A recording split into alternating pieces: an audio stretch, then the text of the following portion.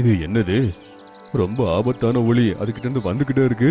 எப்படியா போச்சுன்னா இந்த காடு அழிஞ்சு போயிரும். எல்லாரும் கவலைப்பட்டாங்க. அடுத்து என்ன நடக்க போகுது அப்படின்னு அவங்க யாருக்குமே தெரியல.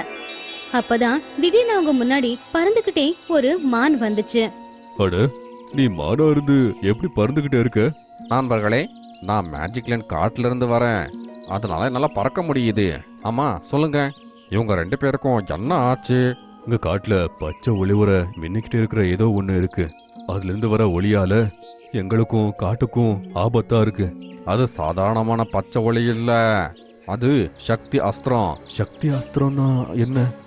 நம்ம காடு மேஜிக் லேண்ட் கருப்பு மலைக்கு மேலே இருக்கு.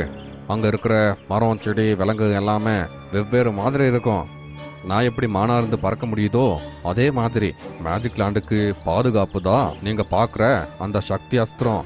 அது மேஜிக் லேண்டோட ரொம்ப உயரமான இடத்துல ஒரு கண்ணாடி பெட்டிலே இருந்துச்சு.